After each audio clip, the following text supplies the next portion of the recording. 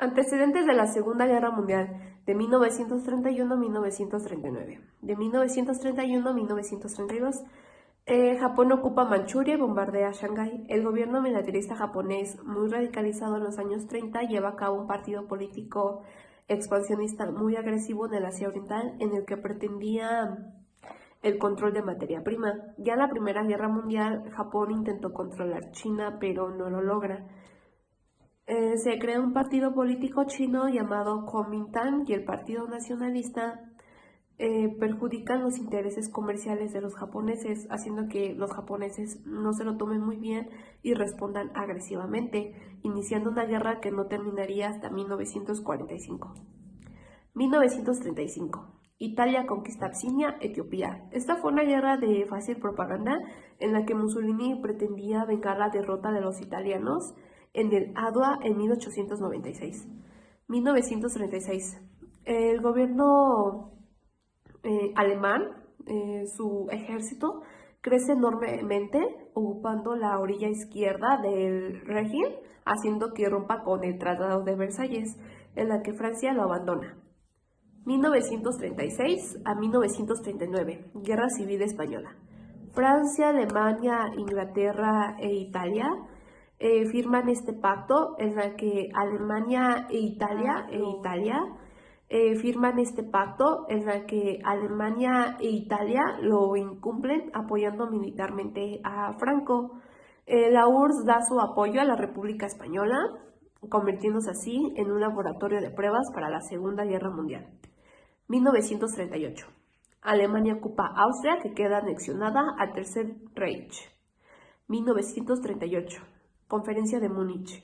Chamberlain, primer suministro británico, y Daladier, primer suministro francés, se reúnen con Mussolini y Hitler, en la que le conceden a Hitler la anexión de Austria y Sudetes. 1939. Pacto germano-soviético de no agresión. Este pacto fue firmado por Hitler y Stalin, en la que Alemania y la URSS deciden por dividirse los territorios, que son países bálticos y Polonia.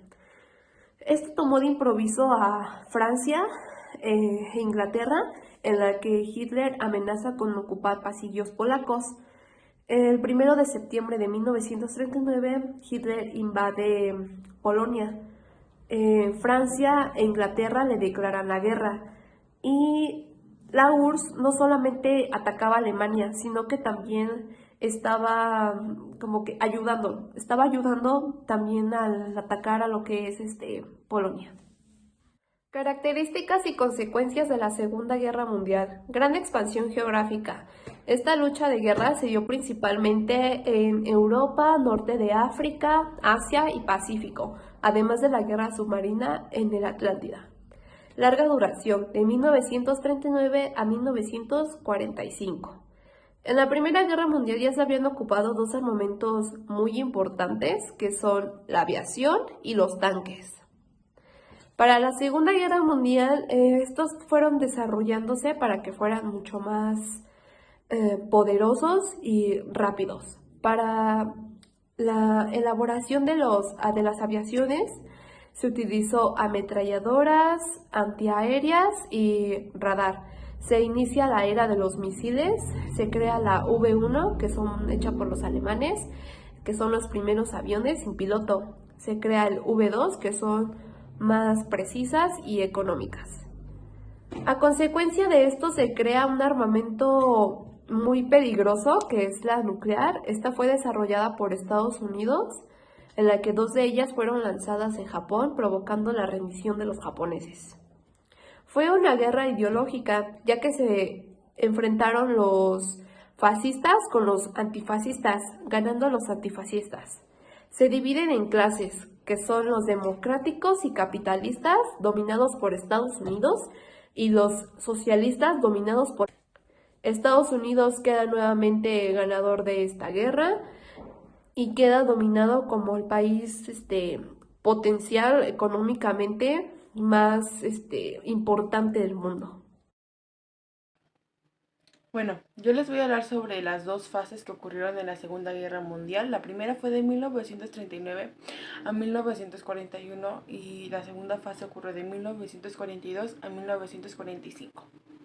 En esta primera fase fue el inicio de 1939 cuando Alemania y Rusia invadieron Polonia, y esto con el acuerdo de no agresión germánica soviética, donde ellos dos como que habían acordado no atacarse mutuamente. Sin embargo, Alemania lo invade y es cuando se rompe este pacto y empieza Rusia a conquistar países como lo fue Francia e Italia. Al pasar esto, Italia se une a la guerra con Alemania y hacen como que un equipo conforme a la eje.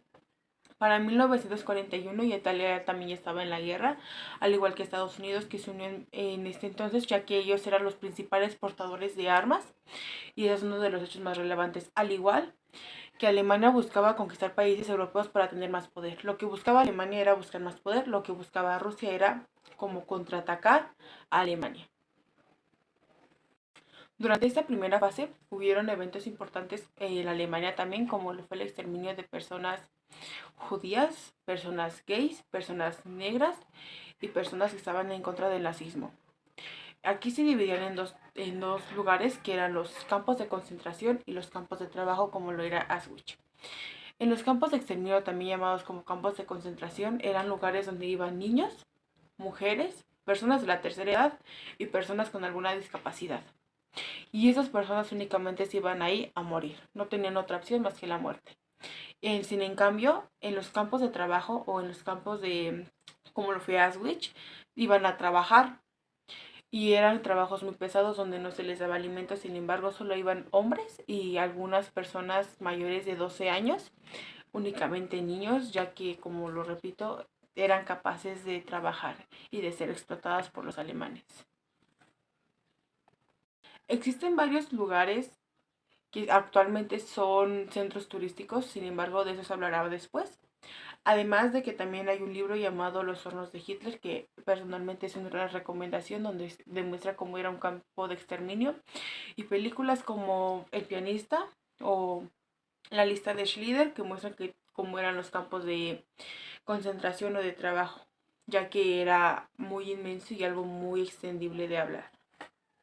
Para 1942 empieza la segunda fase, la segunda etapa de la Segunda Guerra Mundial, y aquí es cuando Japón empieza a entrar más fuerte a la guerra y empieza a tomar países del sudoeste asiático, tal como lo puede ser China.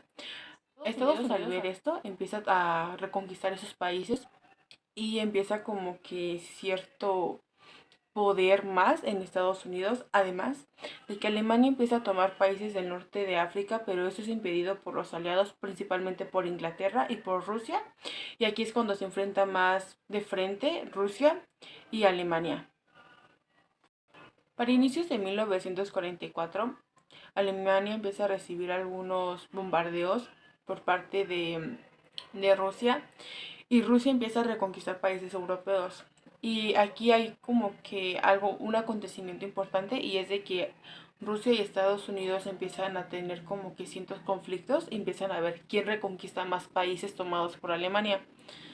Para 1945, Alemania pierde el control sobre sus países conquistados, además de que Hitler se suicida y es cuando deciden rendirse.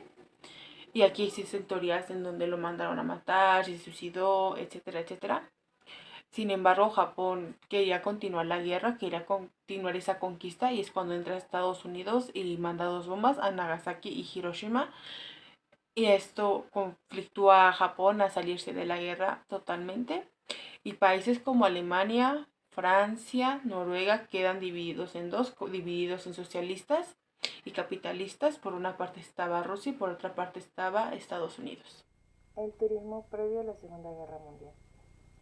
Durante las primeras décadas del siglo XX, los economistas y el gobierno o los gobiernos se dieron cuenta de que el turismo iba a traer grandes consecuencias económicas que eran predecibles.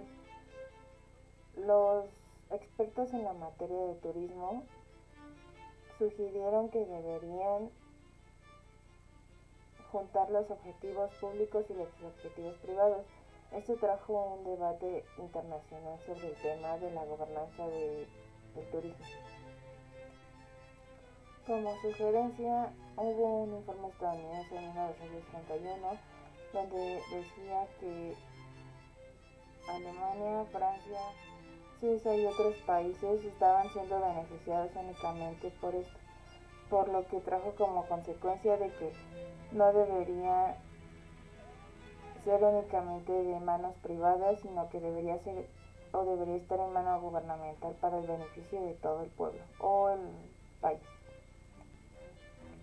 Para algunos regímenes totalitarios como fue Italia, Alemania y la Unión Soviética, el turismo se había convertido en un medio eficaz para el desarrollo de el consumo masivo. Este estaba en el pensamiento antimercado y antiburgués, donde se estableció un control sobre la industria. Tanto los alemanes como los soviéticos eran los administradores en el turismo, del turismo. Durante los Juegos Olímpicos de Berlín de 1936, con la agencia soviética Intourist, se tenía calendarizado a los turistas, o sea, tenían planes o tenían todo planificado de cuándo llegaban, cuántos llegaban, en lo que respecta. También todo esto era manipulado por el servicio de propaganda activa. El régimen nazi pretendía atraer el turismo extranjero para embellecer su imagen como país a todo el mundo. También ellos limitaban a su población a viajar en grupo, promocionaban viajes grupales, nunca podían estar solos, y el pasaporte ayudó a mantener un registro de quién entraba y quién salía del país, por lo que seguía siendo muy controlado el ámbito turístico en Alemania. Durante la depresión se dieron los primeros intentos para meter el turismo a las negociaciones comerciales internacionales.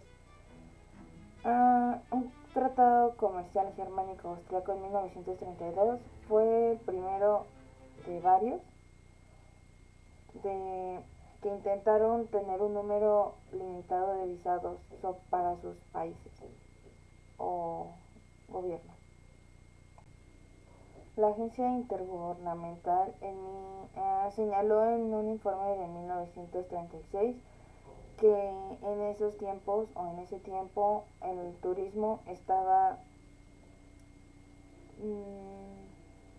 en lo más alto, tenía una prioridad internacional, se ocupaba en las negociaciones económicas. Esto lo dijo League of Nations Tourist Committee. En varias democracias europeas, desde mediados de las décadas de los años 30, las vacaciones quincenales eran pagadas. Se convirtieron en una exigencia por parte de los sindicatos. Uno de los principales logros del Frente Popular francés fue la celebración de la Ley de Vacaciones Pagadas en 1936, que aseguraba a cada trabajador 2 semanas de vacaciones por año. El turismo después de la guerra. Después de la guerra, las personas se empezaron a interesar más sobre otros países, y de cierta manera esto llegó a traer paz, prosperidad, transportes y disponibilidad de tiempo para varias poblaciones. También hubo cambios tecnológicos en el área comercial, ya que hubo grandes índices de crecimiento en esta área, lo que significaba grandes oportunidades para varias personas de conseguir trabajo y obtener una mejor vida. También en la Primera Guerra Mundial, el principal transporte o medio de transporte para las poblaciones era el ferrocarril. Ya después de la Segunda Guerra Mundial había más transporte, también se podría decir que se desbloqueó el ámbito de volar en, en un avión. Se desarrolló la aviación comercial. También la capacidad de estos aviones era máximo 100 personas. En este tiempo los aeropuertos mejoraron su equipo y también experimentaron hacer viajes durante la noche. Las empresas financieras o publicitarias como eran el correo, los bancos, los almacenes y grupos industriales se centraban más en el hombre viajero para que invirtiera su capital en ellos y tuvieran un mayor crecimiento en esa época. Hubo introducción de nuevas técnicas de marketing, lo que trajo mayor enfoque en la comercialización del turismo. Y lo que nace en Europa Occidental fue los productos turísticos o como tal la definición y el turismo internacional. Esto fue por Robert Langford, en donde estandarizaban la oferta turística, que junto al desarrollo del transporte aéreo fueron factores que impulsaron el crecimiento del turismo en todo el mundo. Estos vuelos no tenían un horario fijo ni una salida fija, nada de eso. Era un vuelo comercial. Y todo esto fue bien hasta 1950, donde se empezó a ver el crecimiento ya bien establecido del turismo en sí en todos lados. También en España mostró un increíble crecimiento. Creo que en la mayoría de en general, el turismo tuvo un crecimiento de 5.5% después de la guerra. Fue un cambio muy bueno y una evolución. El turismo negro es el turismo que está relacionado o acercado a la muerte y a la tragedia, ya sea real o ficticia. Este turismo es controversial ya que algunas personas creen que es un acto de respeto, mientras que otras creen que es una práctica poco ética. El concepto de turismo negro se dio en 1996 por Malcolm Foley y John Lennon.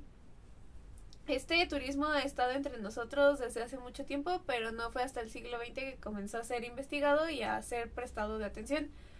El tanaturismo es el turismo negro, pero está más acercado a lo motivacional, mientras que el turismo oscuro está más acercado hacia el atractivo y a la curiosidad.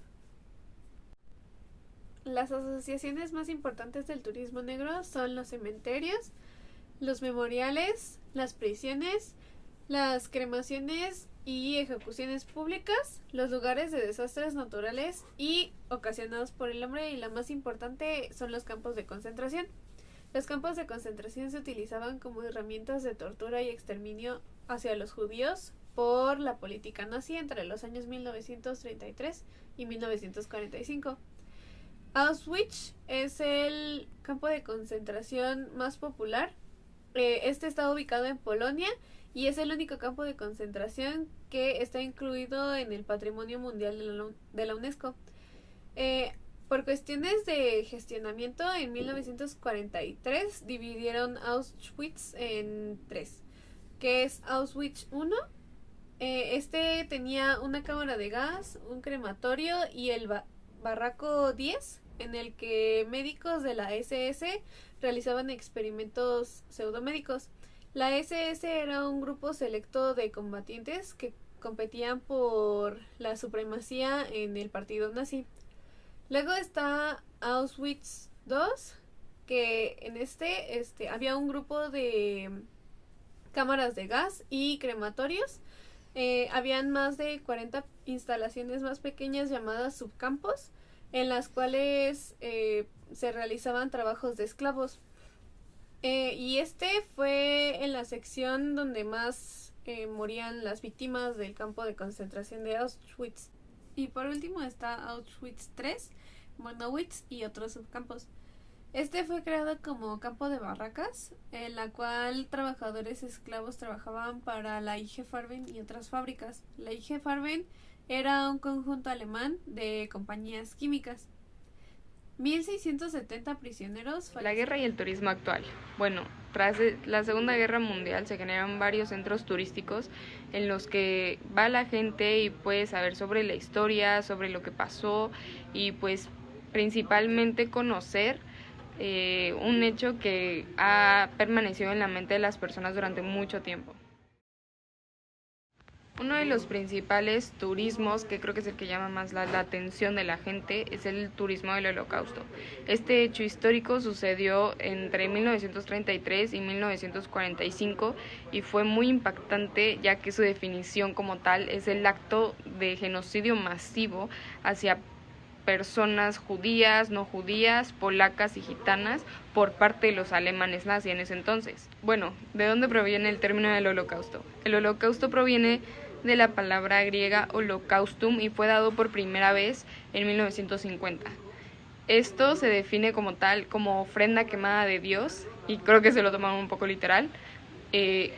También este término se refiere a todos los genocidios que hubo, que fueron aproximadamente entre 5 y 7 millones de personas no judías, y pues como ya antes mencionado fue dentro de esos años, 1933 y 1945. Y pues ¿por qué es tan importante o por qué llama mucho la atención de la gente? Principalmente eso es lo que capta el turismo negro. El turismo negro es dirigido por el morbo, por la curiosidad de la gente, y esto hace que ellos se puedan desplazar de un lugar a otro sin importar la distancia para poder sentir o ver lo que pasó en ese lugar, conocer su historia, conocer los genocidios, conocer cómo pasó y por qué pasó. Y pues precisamente este lugar turístico se hizo para eso, para conocer todo sobre ese lugar y todo sobre esa época tan oscura en Alemania que hizo que la gente muriera masivamente. Bueno, después de este, otro centro turístico que tiene que ver igual con el Holocausto, igual con la Segunda Guerra Mundial, es Auschwitz. Este fue un complejo totalmente funcional en Alemania nazi, que se conformaba de 191 hectáreas en las cuales había varios centros de concentración o campos de concentración.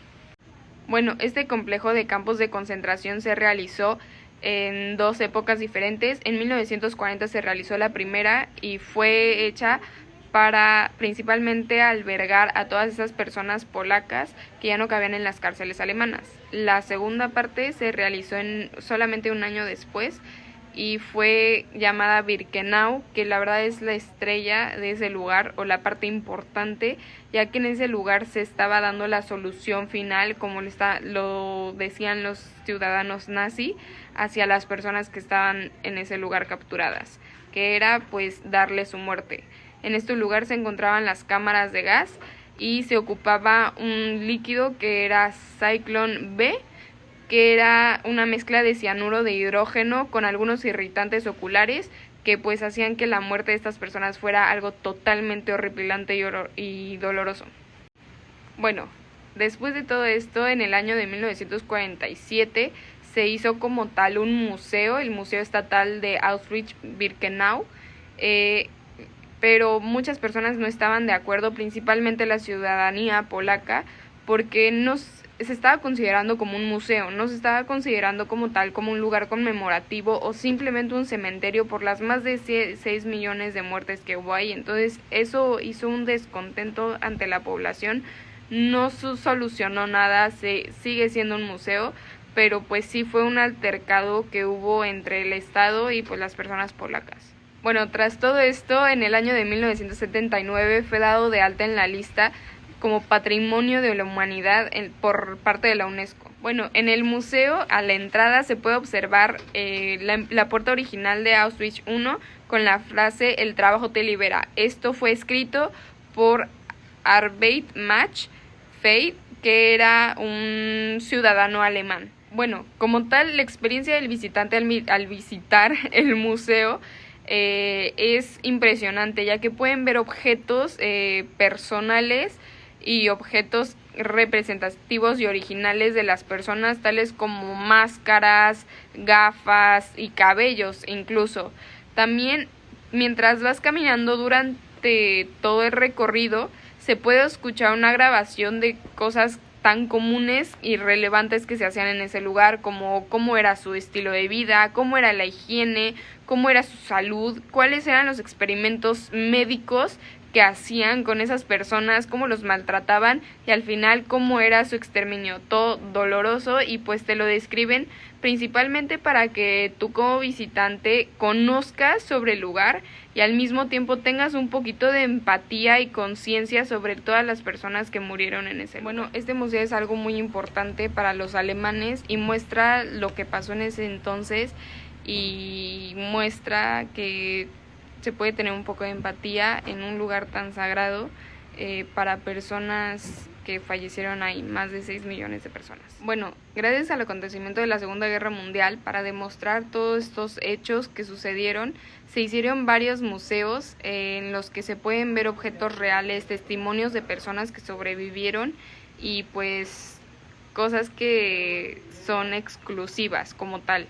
Nosotros voy a mencionar 3 que la verdad me fueron los más relevantes y uno de ellos está aquí en México. Bueno, el primer museo que vamos a mencionar está aquí en la Ciudad de México y se llama el Museo de Memoria y Tolerancia. Esta es una organización sin fines de lucro que se realizó o empezó a surgir la idea en el año de 1999, pero se consolidó y abrió sus puertas en el año de 2010. Bueno, este museo es muy importante porque crea conciencia sobre cosas como la discriminación, la indiferencia y algunas cosas como lo que puede ocasionar ideologías erróneas y qué acciones puede causar. También promueve la tolerancia, la no violencia y marca mucho énfasis en los derechos que tenemos los seres humanos. Bueno, en la Ciudad de México es uno de los lugares más trascendentales que tienen que ver con este tema y que se centra principalmente, como ya habíamos hablado, de los derechos humanos y pues muestra varios hechos memorables y varios hechos históricos como genocidios o grandes crímenes que la verdad se enfoca mucho no tanto en esos genocidios, sino en lo que causó, en que es muy importante no mezclar lo bueno con lo malo y que la paz es algo que es muy clave para un gran funcionamiento de la sociedad y pues para que no haya muchas muertes como lo hubo en un pasado. Es principalmente para aprender de nuestros errores y no volver a cometerlos para que toda la población esté pues bien. Bueno, otro museo que es muy importante, que ahora nos vamos al sur de América, es el Museo del Holocausto, que se encuentra en Argentina. Este es un espacio clave que muestra la historia completa sobre el Holocausto. No como tal, sí muestra los sucesos, pero también se centra mucho en lo que ocasionó el Holocausto para la población argentina. En el museo como tal se pueden ver algunas cintas, objetos originales y documentos que demuestran la forma de exterminio que hubo para 6 millones de personas judías por parte de los alemanes nazi. Esto permite que se pueda ver la forma en la que algunos sobrevivientes de esta tragedia pudieron crear una vida tras un incidente que les pasó muy catastrófico, muy traumático y pues puedan volver a ir y demostrar algunos testimonios para que nosotros podamos conocer su historia, su versión y pues todo el sufrimiento para tener un poco de empatía y conciencia de lo que pasó en ese entonces. De igual manera, el museo es muy interactivo al momento de brindar cursos, guías de turistas y algunas actividades culturales y educativas para demostrar e informar sobre los sucesos que pasaron y poder crear conciencia sobre que lo que puede causar el odio como tal y algunas ideologías similares a la población, que puede llegar muy extremista y puede causar millones de muertes. Bueno, al igual de que el museo de aquí de la Ciudad de México de Memoria y Tolerancia también permite promover cosas tal como un comportamiento más ético para que no se causen todos estos genocidios o todos estos actos muy violentos. Demuestra lo que es el odio y situaciones similares, cómo se transforman hacia cosas horripilantes que pueden llegar a ser como tal grandes crímenes y grandes cosas históricas como genocidios masivos. Bueno, el museo actualmente se encuentra dado de alta o declarado como un sitio de interés cultural por parte del Congreso Nacional y la legislatura de la Ciudad Autónoma de Argentina. Este museo, la verdad, es muy importante y muy didáctico, por así decirlo, ya que te promueve todo y permite que tú como persona te pongas a pensar sobre todo lo que pasó, lo que provocó el Holocausto y lo que puede llegar a pasar si estas conductas tan importantes no se llegan a cambiar. También te permite ver lo que hicieron las personas en ese entonces, cómo cambiaron su estado de tranquilidad a un estado de total violencia. Bueno, y ahora sí, el museo, que es muy importante, tiene mucho que ver con testimonios originales, que creo que todos conocen esta historia, que es la de la casa de Ana Frank. Este museo se encuentra en el centro de Ámsterdam, que es la capital de los Países Bajos. Principalmente se encuentra en la calle de Prinsengracht, en el número 263. Es un lugar muy concurrido precisamente porque explica detalladamente lo que sufrió esta familia en ese lugar y pues todo lo que se tuvieron que esconder, los miedos y todos los sentimientos que tuvo plasmados en solamente un objeto personal de Ana Frank, que era su diario, la cosa más preciada que hay en ese museo. Bueno, ¿y cómo se sabe todo esto? Bueno, tras objetos personales, algunas cintas, documentos, artículos relacionados, fotografías y algunas películas relacionadas, se puede transmitir lo que era la vida como tal para esas 8 personas, 8 integrantes de la familia Frank. Se puede ver su vida, su miedo, te transmite lo que tuvieron que pasar en esos angostos espacios y cómo eso lo llegaron a llamar hogar durante más de 2 años. También en todas estas cintas se puede ver el funcionamiento y las actividades que tenían con las personas de la casa, porque como tal ellos sí vivían ahí, pero estaban refugiados, no vivían a las afueras, porque pues obviamente los alemanes iban a ir a capturarlos. Vivían en un espacio muy, muy angosto y las personas del exterior, que eran sus ayudantes, los ayudaban a brindarles comida, bebida, alimentos y algunas cosas necesarias para su vida, ¿no? Entonces estos ayudantes los permitieron que ellos pudieran durar un tiempo muy seguros y pues se transmite, ¿no?, el funcionamiento que tenían o la comunicación que tenían con esas personas, sus ayudantes. Bueno, ¿y por qué es tan importante o tan demandante turísticamente en Alemania? Este museo como tal crea una fila de 2 a 5 horas. Esto es lo tan demandante que es. ¿Y por qué? Porque solo con un objeto, que es el diario de Ana Frank, se pudo crear todo este museo. Porque ella escribía todo, de principio a fin, lo que tuvo esos años horribles, las consecuencias, la forma en la que se sentía y pues algunos sucesos muy importantes que se pueden ir a ver en el museo. Bueno, y se puede observar cómo el turismo cambia, depende de las fechas, depende de lo que sucede en el mundo. En este caso, el turismo negro surgió tras las guerras, tras sucesos muy catastróficos, que gracias a esto la gente se dirige a varios lugares para, bueno, por medio del morbo, para poder verlo, visualizarlo y poder conocer un poco de esa historia y pues también concientizarse un poco. Estos atractivos turísticos demuestran mucho estas cosas y es un punto clave en una rama del turismo.